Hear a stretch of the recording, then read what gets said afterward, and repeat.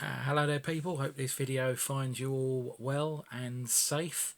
Been a while since I've been on, kind of took a bit of a hiatus from social media for various reasons that I kind of explained in my last video, but I thought I'd pop back on here because things have changed a lot since the last video, and I thought I'd do kind of like a COVID lockdown review of things that have happened and things that I've noticed and things hopefully that will happen going forward. So yeah, first week of July, everything's going to kind of start unlocking a bit. Pubs are going to open again, restaurants can open again, cinemas can open again. Will I be going near any of them? No fucking way. I'm going to let it die down for a couple of weeks because, like when the shops opened a couple of weeks ago, everyone's going to go running down there to want to queue up for 2 hours for something, and I'm not willing to stand in a queue for 2 hours to get a pint of beer. So I'll wait until the initial kind of the idiots that always want to run out there first and queue up for hours just to prove that they're the first that did it. I remember seeing some idiotic woman queuing up at Primark, and the interviewer outside said to her how long had she been there. She'd been there 2 hours outside Primark, and when she was asked what she was going to buy, she bought a pair of socks. 2 hours to buy a pair of socks in Primark just for the fact that Primark was open. So she could have gone online and bought them, could have gone to other shops that are open, the supermarkets, the slightly bigger ones have all got closed departments in. She could have gone anywhere. No, I've got to wait till Primark open and stand there for 2 hours to buy a pair of fucking socks. What kind of stupid moron does that? That kind of stupid moron. The same kind of morons that are all going to go flooding into cinemas, restaurants and pubs the day that they open, and you won't be able to get by or near because the queues will be halfway down the road. So I think I'll just kind of take a step back, wait for the initial kind of morons to finish doing their queuing and wanting to get there and be the first to get in there, and look how great I am because I queued 2 hours to get a pint of beer, or I queued for 3 hours to go and watch a shit film, or I queued whatever length of time to get into Frankie and Benny's. I'll wait my time. I can't be bothered to queue up for that length of time. I don't also get these morons that the minute McDonald's and all the drive-thrus opened, they all have to go driving there in their hundreds and queue for like 2 or 3 miles down the road to get a burger. McDonald's has been in this country for fucking years. So seriously, it's not a new thing. And why you all need to, the minute it opens, oh my God, it's been shut for 2.5 months. We've got to get there the day that it opens. Why? Have you not got a fucking life? Have you not got other things that are far more important in your life than going and getting a fucking cheeseburger from McDonald's? Apparently not. It is good that we've got kind of the shielding slightly unlocking, and we've got the things with the support bubbles and stuff like that. But there's a few phrases over the whole lockdown period that really piss me off, and the people are still using them now, and they piss me off. One of the main ones is talking to anyone that's got children, and they say to you that they think that it's far too dangerous to send their kids back to school, which is fair enough. I agree.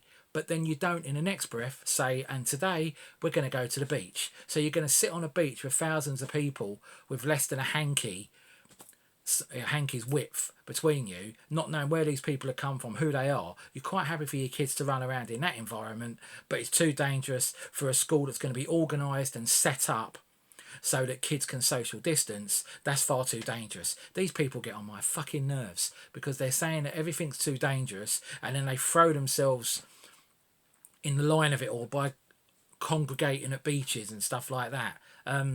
Today, Bournemouth Beach, apparently today the police have had to be called in to try and get people to go home because it's far too busy, and it's too dangerous. Now, I know that we've had things relaxed, but the key word is relaxed. They haven't been got rid of. Not to try and be kind of a bit of a downer on everything, because it is good that we've got these things unlocked, but the virus hasn't gone away. We haven't been told, hey, the virus is gone, we can all go back to normal. We've just been told that certain things have been relaxed, but still be cautious. And people have taken it as, no, let's go and be fucking morons. Let's go and run in our thousands to the beach. Let's all go and congregate in great big groups and have massive house parties at 3 o'clock in the morning and cause a problem.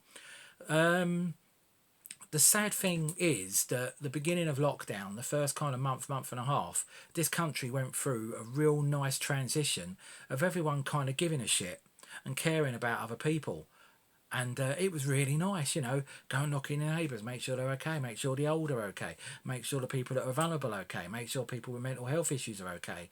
And it was really nice that the country kind of took that on and became really nice. Then all of a sudden, someone flicked a switch and half the country become fucking morons. And it was like, well, don't care about the virus. I'm not staying in because I've been told to. I'm not like making my children stay in because they get bored. The whole idea of why we were told to do what we were going to do was to preserve life and to not put a strain on the NHS. And for a little while, people took notice of that, and all of a sudden, oh, it's getting boring. It's getting boring saving my life, and it's getting boring keeping other people safe. I can't do without going to this and going to that, and my children have to go out. So I'm not going to do it anymore. I'm not going to be repressed by a government and told what to do. The government gave advice on what to do.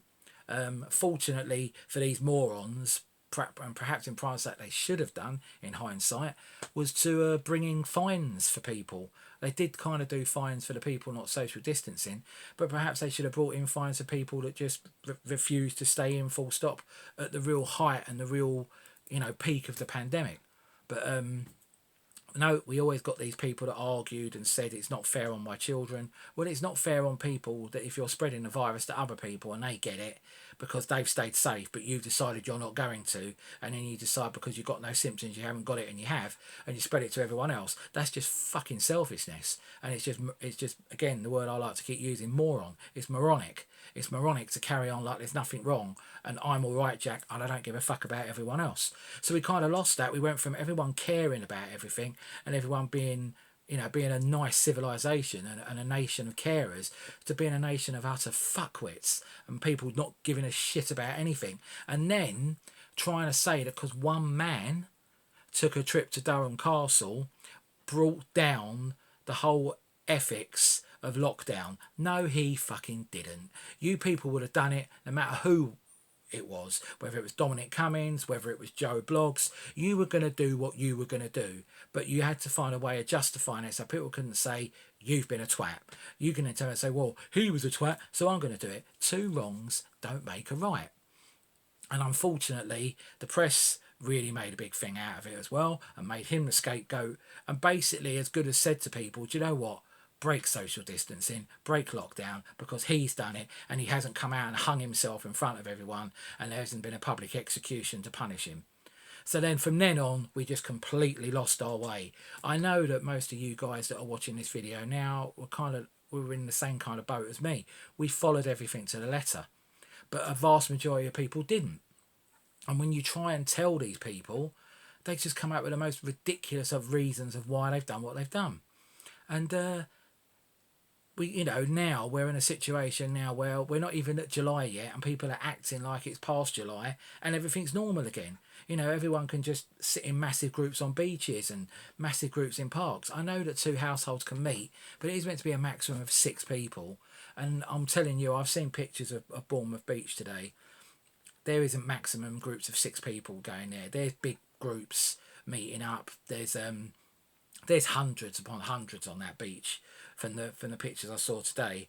But to kind of put the other side of it, it was also said that Brighton Beach was absolutely rammed today, and people were saying about the social distancing. Having spoke to someone who went there this morning and came back early afternoon because it was getting far too hot, took pictures, and the pictures they took looked nothing like the ones that the press was showing. There wasn't anywhere near the amount of people the press said were there. So again, they've done like what they did the other week with Southend Beach. They blatantly lied to prove a point and to try and make the government look bad by saying, look what you've done. You've caused all these thousands of people to go to the beach.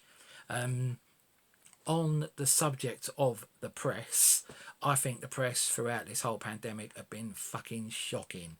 They've just sought any opportunity to just try and, you know, trip up who they're interviewing and stuff like that. It's never been about giving us the information we needed and kind of being the in-between between the government and themselves. We're between them so that they're kind of like the go-between between themselves and the government to tell us stuff. It was all about them sensationalising things and having their agenda against certain politicians and certain parties. And I feel we were really, really let down by the press over this whole pandemic.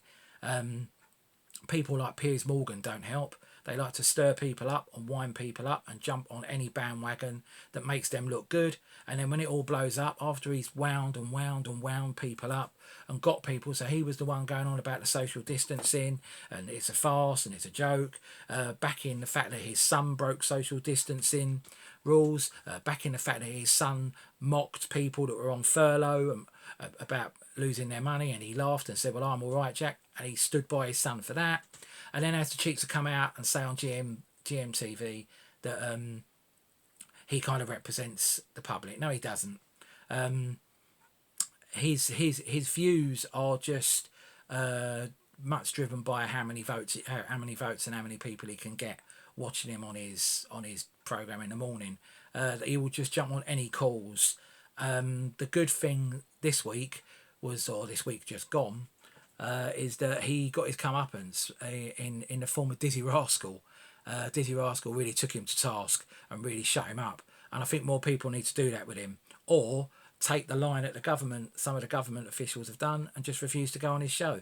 Because it's pointless to go on there and he just shouts over you when you're trying to explain something. It would piss me off if I took time out of my schedule to go on his show and every time I go to speak, he just shouted over me. I'd probably get up and punch him in the face, to be truthful, if I was in the studio with him, and just say, well, if you're not going to listen, fuck you. So he doesn't help. LBC have tried to jump on this bandwagon and try and make out that they're the voice of the people. This is the very radio station or media service that employs Nigel Farage and has employed Katie Hopkins. So don't be too much on their bandwagon of they're the voice of the people, because they give the voice to people that are fucking idiots. On the subject of Katie Hopkins, hallelujah that Twitter have seen sense to remove her from Twitter and block her from having an account on Twitter, because the stuff that she spouts is bordering on just nasty, and she's allowed to do it. LBC gave her a forum to say this stuff over the radio, and then Twitter let her have this account for far too long. They should have shut her down way before that. And she had the cheek to kind of criticise the whole campaign that Marcus Rashford got behind. While we're at it, football doesn't come into it. The guy is a top bloke. I don't care that he plays for the main rivals of the team I support. The guy is a fucking legend for doing what he done with the school meals thing. Fair play to him. If he gets Sports Personality of the Year, good on him. I know people are moaning saying he's done this one thing and he shouldn't get Sports Personality of the Year. Why not? He's actually done something. He's used his position in sport and his position in the media to get something positive done, and it's fucking brilliant. But Hopkins jumped on that, criticised him, and said that she disagreed with it, and she's fed up of paying for meals for kids of families that shouldn't have had kids in the first place. Before they have kids, they should think about whether they can afford them, and if they can't afford them, they shouldn't have them, and she shouldn't have to pay for other people's mistakes. This is the same woman that still collects child support and the family credit that everyone gets in the country. She's still willing to sit back and claim that. She doesn't hand that back to the government. So she's all right to take the money for it, but she's moaning about giving money back for it. So she can fuck right off as far as I'm concerned. Other highlights I could say throughout this pandemic literally just happened. EastEnders, thank fuck, have run out of episodes, so we haven't got to have any more killing, kill, murder, kill every night of the week when when we listen about what's going on in the world with coronavirus and how depressed people are. That turn the telly on to watch it and then have to watch EastEnders, and I'm not surprised it don't tip people over the edge. But thank fuck, the episodes have run out. So now we've got this twaddle where this woman's interviewing cast members about their time on EastEnders. So we're not going to escape it, but at least we escape the kind of the tedious, the kind of like the storylines where everything bad's got to happen all the time. Apart from that, people have taken to social media a lot like me, over this kind of lockdown kind of thing. But one thing that does confuse me, TikTok. What the fuck is all that about? I joined it because a few people that I know joined it. I haven't made a video on there yet. I don't think I will. So when you join, it kind of selects based on you the kind of people you want to watch TikTok videos from. And some of the stuff they're sending through to me that they think I'll be interested in is fucking ridiculous. There's the usual prank videos, but the problem is one person does a funny prank and then hundreds of other people copy exactly the same thing and just film their version of it. And you just think, this has been on already. Why have you done it again? It's not funny anymore because someone else has already done it. And it's the same thing with TikTok. All these videos, it's people doing the same thing, like this stupid fucking dance that looks like the Macarena that everyone's doing on there. Everyone's doing it. And it's like, we've seen this already. If it's not that, it's women dancing around in next to nothing, complaining at the bottom of the screen that their last video got taken off by TikTok for being kind of they revealed too much, and it was a bit kind of, too much flesh was shown. But then put another one on there of them in a bikini that barely fits them, dancing in their garden, shaking their ass, and asking questions. Where'd you come from? Friend me, be my friend. Like my video. And then you get the other stuff that's even more bizarre, is when they're asking questions like the new thing at the moment now, and I don't get where it's come from, and I don't get why people want to do it, is saying if you lay your phone down flat on your bed and look down on it, that's what the person would be on top of you like if you were having sex and a woman was on top. So all these women are basically putting their phone on their bed and looking down on their phone like that to say, this is the view you get if I was on top. And I'm thinking, I don't give a shit, to be honest. So TikTok is a fucking weird kind of website or whatever it is. It's not like Instagram and it's not like Facebook. It's like, I don't know. It seems really weird that some of these videos, people say, oh, my last video got taken down for being too rude. And then you watch someone else's and you think, bloody hell, if what they done was considered rude, what were they doing? Because some of these videos that stay on there are bordering on literally people being naked. I said, and talking of the naked thing again, there's this kind of new wave of, hey, I'm going to wrap a towel around myself, I'm going to walk into the front room or walk into the kitchen or walk into the bedroom, drop my towel and stand naked in front of my partner to get their reaction. And the first couple of ones you see are quite funny to see their reactions, but now there's fucking hundreds of these videos and it's the same thing. The guy goes, oh, and then goes running after her, or the guy just carries on playing his PlayStation and don't give a shit. I'm in that kind of category. I don't give a shit. It just seems someone has a good idea and it's and you laugh at it, and then 100 other people copy it and do it exactly the same way, and you just think, I don't get it. I just don't get the TikTok thing. Perhaps it's just me. Perhaps other people look at it and see it differently, but I just don't see the attraction in it. I don't see the entertainment value in it. So I doubt very much I'll be posting a video on there unless one day I just kind of get bored and put one on there and see where I go with it. Apart from that, everything's kind of good in the hood at the moment. Let's say we're building up to July. Should be able to link up with a few people a few weeks after that, kind of catch up with people that I haven't seen for a while. Been able to catch up with the family, which is great because of the whole support bubble thing. See the grandkids, absolutely loved that, really needed that. I am still going to stay off social media in regards to myself. These videos, the Rich T videos, I'm going to keep doing, and the Rich T one, the Rich T Facebook page that I got, and the Rich T YouTube page, I'm going to keep going because it's kind of away from me. But me, myself, I am still going to stay off social media for the time being. I still think some of it's a little bit toxic. Some people say things to get a reaction, and some of it's not very nice. And it's all about a lot of people trying to make themselves look good.